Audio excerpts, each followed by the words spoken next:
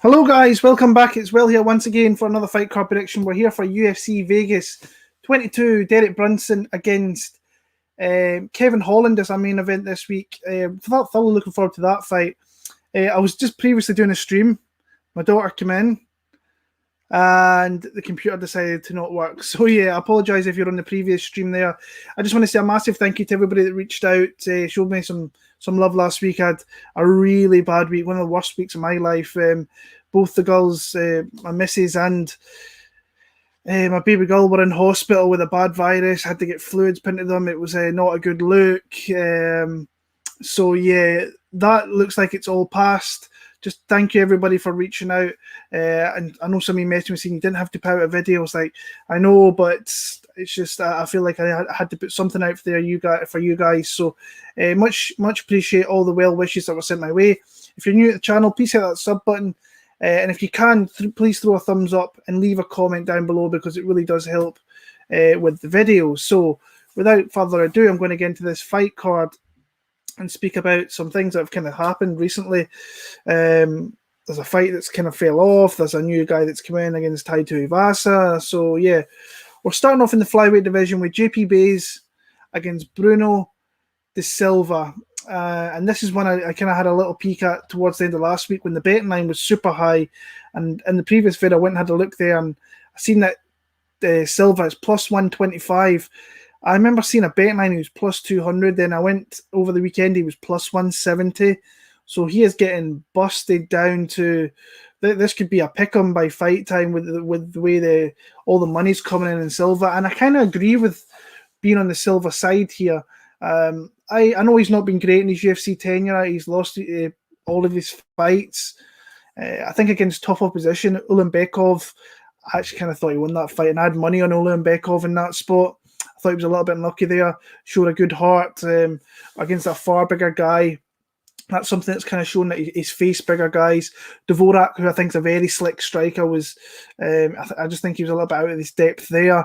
But when I look at Buys, not super impressed, to be honest with you. I think that he's got really fairly good wrestling, good control on the ground, has some submission skills. Still, it was only a couple of years ago he knocked out by Joby Sanchez via ground and pound. So I'm not kind of sold on that, and I'm not sold on his kind of gas tank a little bit.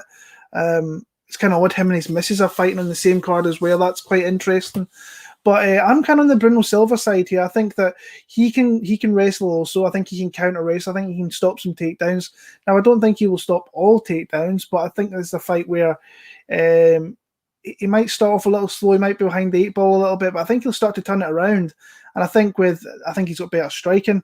I think he can go harder for a 15-minute fight than what JP can. So for me, I'm going to take Bruno Silva. I think at plus 125, I would like that plus 170 that I was looking at a couple of days ago, but you're still getting dog money on a guy that a lot of people seem to be on. You have to be careful kind of being on all on the one side, but I kind of agree when the betting line when it was like plus 200, plus 170, I think you had to get on that. I was a little bit slow in getting to there, but my pick's going to be Bruno Silva in that one there. Julia Avila against Jujila Stolirenko. I like Julia Avila. I think she's got a lot of promise in this division, especially now I think she's gone full time. She's quit her job. I think she's shown in her last fight. I remember she kind of shot in everyone's cereal when she lost to Sijara Eubanks, where everyone seemed to kind of parlay her up a little bit. I was one of those, so I'll take my licks with that one's there.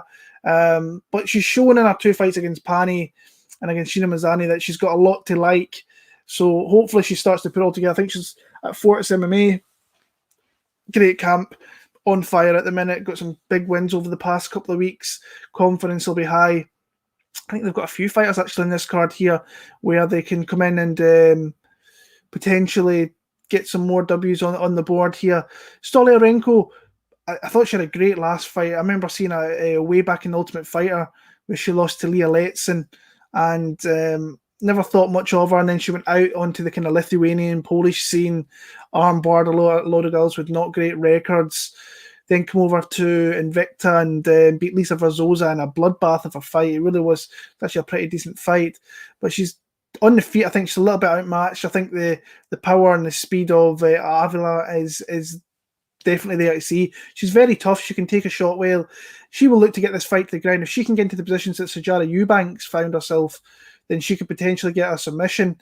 But Eubanks is supposedly a black belt as well. So what I see from Avila here, if she can get the fight to the ground and she can get to a dominant position, I think she doesn't want to be underneath Avila. Stolirenko doesn't, because if she is, that's not good for anybody. And I think that if that position shows itself here, I think that Stolirenko will get blasted out. So I kind of like Julia Avila here. I think that, I don't know what a betting line is. I don't want any part of it. -370. I learned my lesson last time betting this girl at that heavy a chalk. I won't be doing it here, but I will pick her to win this fight. So I've got Avila to win that one there. Montel Jackson against Jesse Strader here. I went and watched some Jesse Strader in this was only made last week, and I went and watched some fights today, and he's got a lot of quick finishes over guys in Combate America. And I've said this before, but I'm not super impressed with Combate America. It's outside a few fighters, in my opinion. I think that obviously you get tough guys like the dude that fought Montserrant last week, or Rafa Garcia, Marcelo Rojo. Like, the guys can take a lick, but they're maybe just not this kind of level yet, in my opinion. And then you're facing a physical freak in someone like Montel Jackson, who I want to say he's probably got a massive reach advantage here. Let me just bring that up, guys, because I've not looked into it. 75 inches, southpaw. It doesn't really have Jesse Strader's, but I'm taking a guess he's probably got a big advantage in that aspect. When I watched Strader, he got backed up a little bit. He got kind of hit against that Gonzalez guy when his back was against the cage. Comes forward, wades into the body. I quite like that about it. I always think that fighters should invest more in the body shots and so on. But I just think he's up against it here, against a guy in Montel Jackson, who I think he's had some big fights. Initially, your Ricky Simone's, your Brett Johns, and it's not really kind of came through where people have been pushing him. I've been fading him in those type of spots, which has been nice, and everyone seemed to be on his side against Brett Johns. I was on the Brett Johns side and got great dog money, and Brett did what he had to do to win that fight. But the guy's got a lot of physical advantage. He's very long, big hands. He grips the hands, good long straight shots, mixes it up very well. Not too sold in his gas tank, I'll be honest with you. I think that's something that he really needs to work on, or at least move up to 145, which might, if he fills out, he could become a bit more dangerous up there. But I think that Jason Strader's going to walk into something here. I think that he can get takedowns, but I think he's going to walk into a big shot in Montel Jackson here. And like I say, his betting was -500, -650. Jeez, I want no part of that. But I do think that he can win this one fairly easily. I can see some of you guys in there. So I've got Montel Jackson to win via knockout in the first couple of rounds there. How is your daughter? She's doing well now. It was a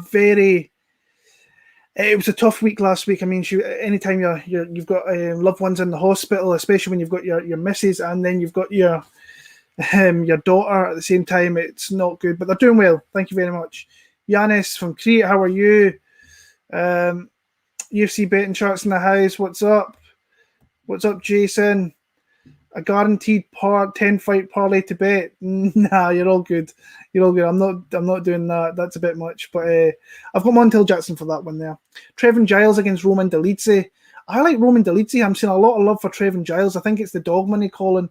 Let me just bring up the odds on that and see where we are. Dolidze is -135, +115 in Trevin Giles. Initially, I went into this thinking I actually quite like.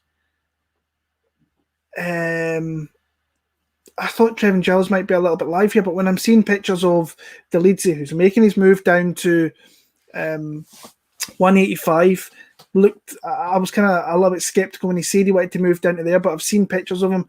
Looks like he's taken his weight cut very well, looks in very good shape, looks in fine form.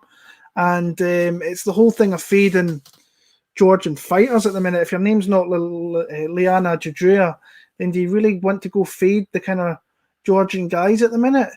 I'm not sure. And I think that Trevin Giles can drop the ball a little bit. I've never been overly sold on him. I've kind of went against him for the most part and kind of paid the price for the most part. But I mean, he got that split over James Krause, who came in a day's notice. Bevon Lewis, we find has been an absolute complete bust. Got him out in the third round. I like Dolidze. I think that if he can get takedowns, I definitely think he's a submission threat. I thought that it was a little bit. I don't think his last fight was great against John Allan. I think he was getting hit a little bit too much for my liking, but turned it up a little bit, got some takedowns in that one there, and tried to look for a submission. There was that thing where he's calling out to his coach, "Do you want me to submit him now, coach?" There, so he got the fight to the ground when he needed to. I still think they need a little bit more seasoning with this guy, but I like him in this spot here to come through. I actually think he could submit Trevin Giles. I think if Trevin Giles plays the long game a little bit and tries to kind of wear him out and kind of stay fleet of foot and not get hit with any big strikes, then I think that Trevin might have a chance later on in the fight. But for me, I'm going to pick Roman Dolidze. I'm going to take him via submission at some part of this fight here. This is an interesting one to me. Leonardo Santos against Grant Dawson. Grant Dawson, to me, is a guy I've always really liked from years ago when he was on the regionals in Victory FC or what it was. I remember he used to fight in way back in 2015. I remember watching that fight and thinking this kid's going to be good. And then he made his way through into Titan and got that, what was it? He got suspension for unsolicited things that we'll not talk about. But once he got his shot in the UFC and the Dana White Contender Series, he's shown the guys a workhorse. I mean, he can go hard for 15 solid minutes and just rinse and repeat takedowns. And you've seen a kind of evolution with his striking a little bit. Now, it's not great, I will say that, but it is something that it's definitely getting better fight to fight. He was outboxing Narimani. He got those takedowns when he needed to. Derek Minor fight, put himself in some bad positions there, but that's what Minor will do. He will go for submission over position and put himself in danger of getting hurt, and then eventually he got submitted in round number 2 there. But his bread and butter here is his takedowns and his pace, which I think can pay dividends in this fight. But on the other side, you've got Leonardo Santos, who is a guy who's one of those guys that everyone sleeps on. You completely forget about him because he's what? How old is he? The guy's 41 now. Wow, I didn't realize he was that old. I thought he was late 30s, but you kind of forget about this guy. I completely do, but he's on a 6-fight win streak. Wins in there against Tony Martin, against Kevin Lee, Stevie Ray's in there as well. Now, the last fight was really sketchy because he gasped badly against Bogatov. Now, he took some hard strikes in that one there, illegal strikes, which maybe took a little bit out of him, but he looked kind of his age in that fight, and his pace completely fell off. Now, if Grant Dawson can keep a pace here and get rinse and repeat takedowns or be dominant in position on top, he's going to tire out someone like Leonardo Santos. But again, I think Santos is very dangerous because you've seen Dawson put his head and his body into some positions that a top flight jiu-jitsu guy might be able to catch him with here. So I kind of think that the betting line is rather wide, -190. So it's starting to shorten a little bit. I actually quite like. I was thinking about parlaying Grant Dawson up, but I don't know whether it's a little bit risky. This is one I'm going to wait until the next few days to see where this line goes, because, like I say, Santos is a good fighter. There's just a few things to me that are a little bit kind of sketchy with his age and his pace in fights and so on. And I overall think he's a fairly decent fighter, good strike, and he's got knockout power there that we've seen knocking guys out a few times. So I'm going to pick Grant Dawson, but we're kind of with an asterisk. I kind of really feel like this could be a coming out party for him, actually, in the UFC. And the fact that he's been in the corner for all these guys getting ready for their fights in the last month or so, and he's been in there and kind of got the feeling. I remember watching an interview saying that being in the corner there gets them ready for these fights here. So I'm going to pick Grant Dawson, but I kind of do think that it might be a dog or pass situation, but I kind of like the number he's at for parlaying up. Personally, for me, my betting strategy, if I quite like a guy, then I'll bet him up like that. But yeah, a little bit of an asterisk in that, but I am going to pick Grant Dawson for the win there via decision. Marion Reneau against Macy Chiasson. This is a fight that kind of got rescheduled, and at that point I picked Macy Chiasson, and I've had more time to kind of go back and watch the fights, and I'm just not thoroughly impressed with what I see from Macy Chiasson. But I do think she has a path to victory here. Being the bigger girl, I think she's the younger girl. But in some spots, I've just not been overly impressed. Like since you obviously had the first couple of fights in the UFC where she's fighting. I think Pani's a good win. I actually think Pani's a good fighter. Gina Mazzani and Sarah Moras got them out of there fairly quickly. And I think I bet in those spots. I think it was a TKO against Mazzani. I think it was inside the distance. I bet against Sarah Moras. I actually think, I want to say I didn't bet her. Did I bet her against Lena Landsberg? Maybe I did. But she got completely washed out in that fight. She came back against Shayna Young. I thought she looked okay in that one. But again, it's another year that's went by.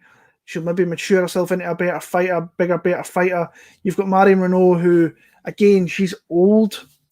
Been around, she's 43, 44. I mean, that's old in any fight, no matter, regardless. And especially with this one here, where it's kind of do or die.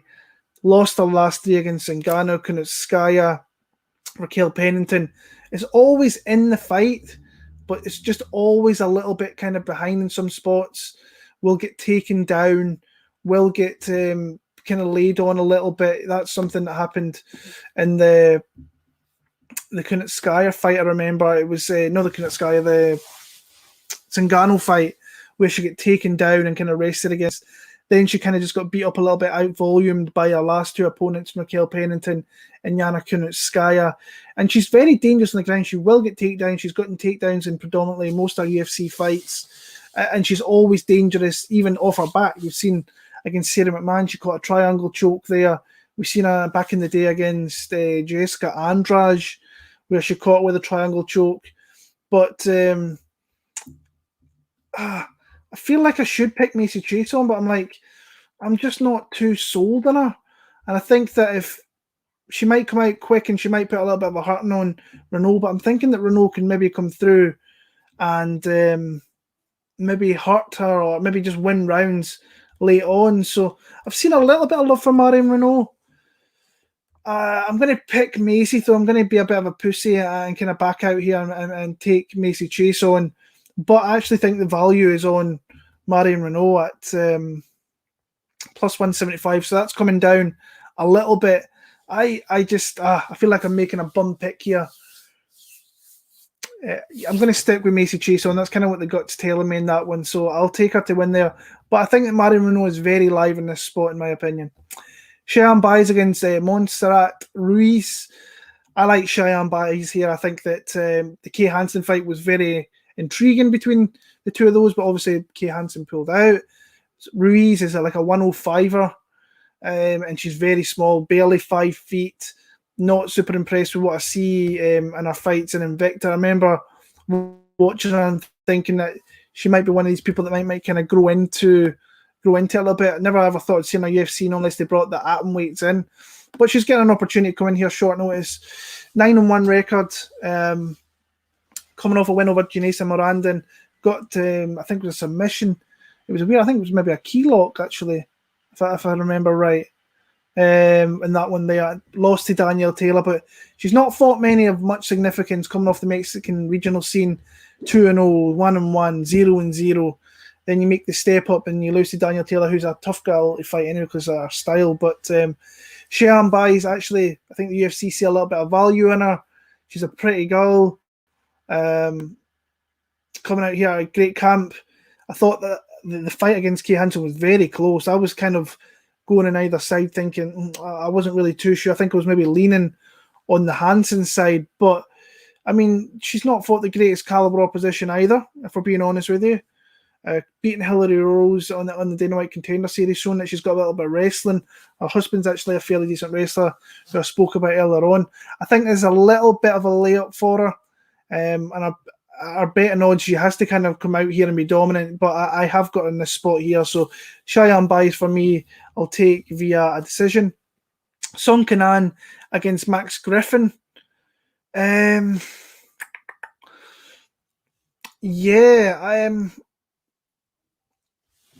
Griffin is a sketchy guy to pick.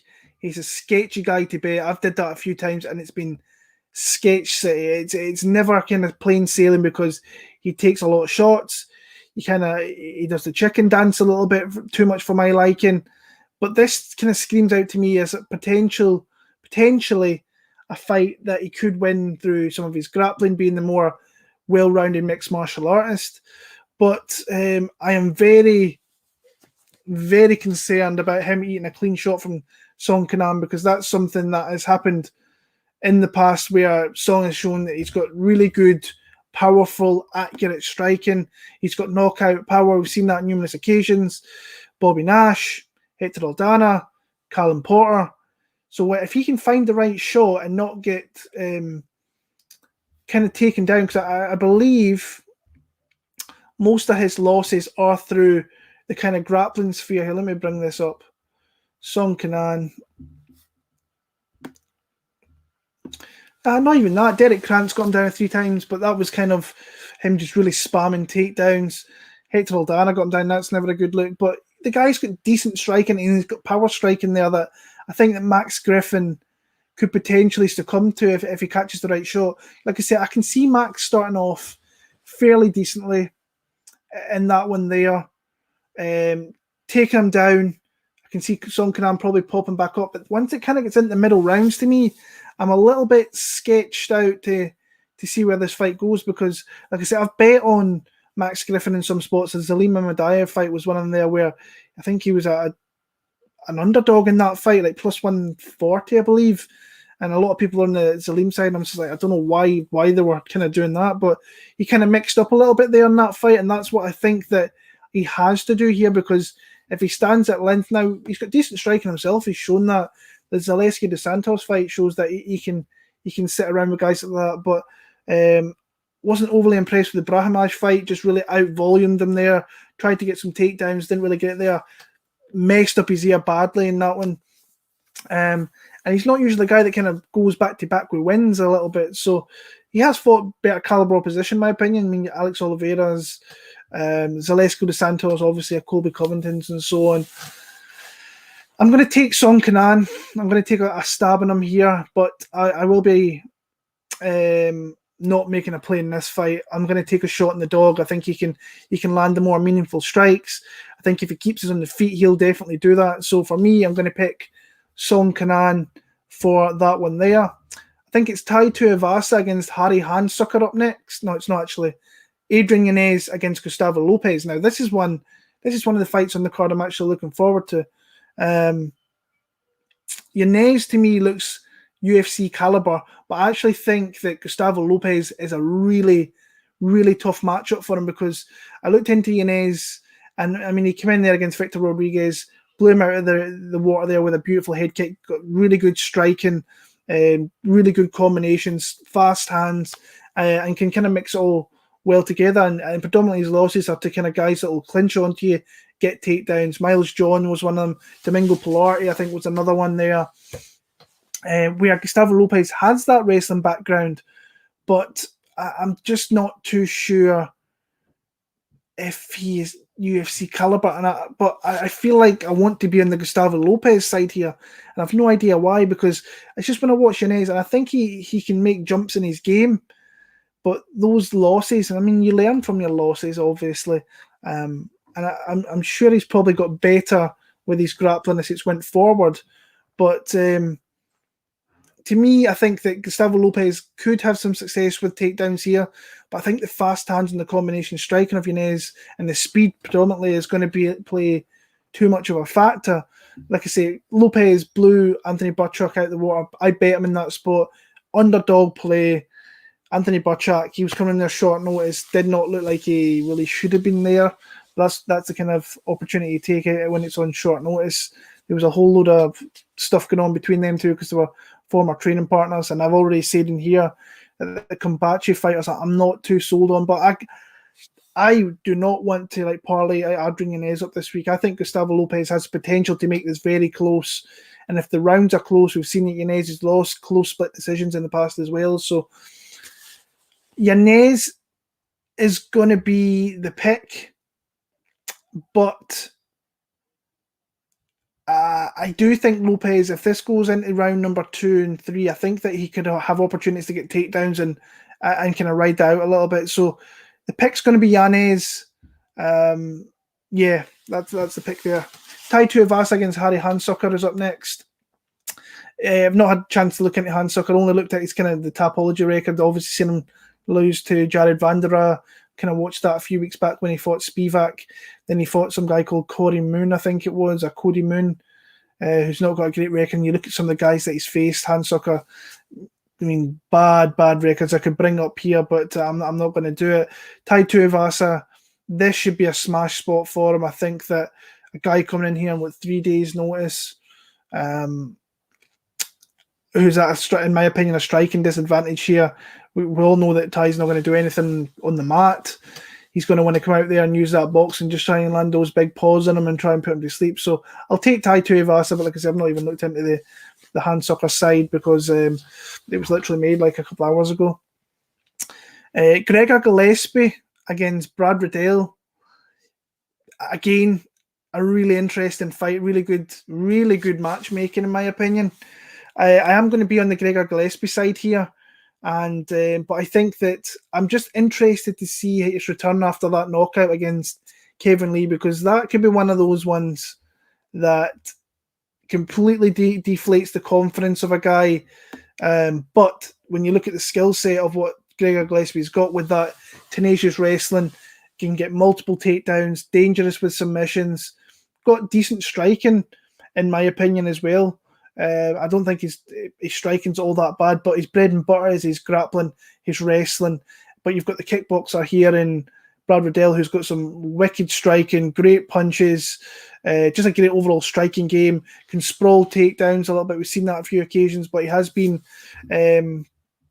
taken down in some spots where, like the Malarkey one, once he started to tire out a little bit, he got kind of caught up in that one there and got taken down. That was a great fight. I love watching that fight. I'll always mention that fight when Riddell's fighting.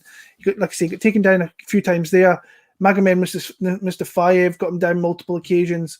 Alex De Silva did as well. So if guys like that get him down and you've got a former D1 guy in Gregor Gillespie, I think that he's going to get takedowns here. So I might be parlaying Gregor Gillespie up. For some reason, he's still minus 200 here in the UK. What's the actual betting line in America for you guys?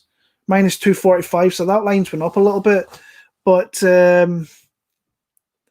yeah, I like Gregor Gillespie here, but I'm interested to see if this kind of goes into the late part, whether if Riddell tires out a little bit, then could he be a little bit more susceptible to getting taken down? Because I think he could get taken down at any spot here. I think this is the best kind of grappler that he's ever faced, but could Gregor Gillespie start to really fade out a little bit and maybe start to eat some of those vicious shots that Riddell has?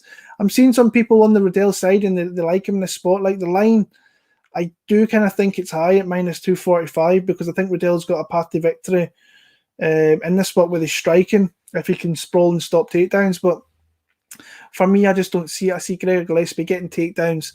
I actually think he could submit Brad Riddell here, but Riddell's shown he's got a lot of heart and determination as well. So I'm going to take Gregor Gillespie via submission in that one there. And the main event of the night, we've got Derek Brunson against Kevin Holland. Big Mouth's back. Interested to see how this go. I've bet him. It's interesting because I bet him in some spots where I felt super confident and he's just not fought up to his level. And it's been like a little bit of a sketch show sometimes where he's been a little bit sketchy and he should get guys out of there and doesn't do it. And then he pulls off what he pulls off against Jacare Souza, who I bet Jacare in that spot. I tried to fade Kevin Holland and I liked what I was seeing. I thought, yeah, he's got him to the ground here. He can control him there. And then he just kind of ate one shot and it just kind of buzzed the life out of Jacare Souza and then absolutely kind of ran through him with those strikes once he got back to his feet. So the guy's got a lot of things that you like, Kevin Holland. Long, confident, great striking, really accurate striking. And I mean, there was a lot of hoo-ha with him in his 2020 by fighting like 5 times. And that's something in itself for the simple reason, especially from May. He did it from May almost in 7 months and getting 4 finishes out of those 5 fights and potentially making step-ups in every fight. Hernandez has shown that he belongs in the UFC. Joaquin Buckley's shown spots in the UFC. That was a beautiful knockout there. Darren Stewart Didn't like that fight so much. Don't think he fought that well there and got taken down a little bit. I think that's something Brunson can use it to his advantage. Charlo and Tuivasa, that was just a fight that should never really been made, and he got suspended and nearly got his blooming neck taken off after that slam. And then there's obviously the Jacare one. So he is a very, and he could be potentially showing the potential, like the potential that he's always really had, because he's always been a guy that people have been talking about for many years. I remember going back a wee back again, was that Victory FC? I remember watching this guy. Maybe it wasn't. No, it was LFA. Maybe it was. I was watching this guy. It was the Jeff Neal one, and people were talking this guy up. But I'm just not sure about him at 185. I think if he can make 170, that would be a decent division for him. I think when you're looking at the top 10 of this division, I'm not sure how many wins I kind of see him pulling off. Now, he could beat Derek Brunson here. I'll come out and say I'm on the Derek Brunson side. I've actually bet Derek Brunson already. I think he's got a decent path to victory here. I bet him at plus 150. That's where the line in America is right now. And it is a little bit of a sketchy bet because Derek Brunson's showing that not got the greatest fight kind of IQ. Could get pinged here by Kevin Holland, because we've seen, if you use that Israel Adesanya fight, I know they're different strikers, but Izzy uses his length so well, kept him at distance, and then just panicked the life out of Derek Brunson, where Derek Brunson had no idea what to do, and just eventually was just eating shots left and right. Now, I think there's a grappling advantage, a wrestling advantage here for Derek Brunson, absolutely. I don't want him to stand and bang with Kevin Holland, because I think if he does that for long enough, even though he's been working with Henry Hooft at Sanford MMA, which is a great camp, and they're coming through to show that they're a great camp with the amount of fighters they've got there, and more that's coming through, and Ronnie Lawrence and guys like that. So more guys are taking themselves over to Florida and getting good looks at there.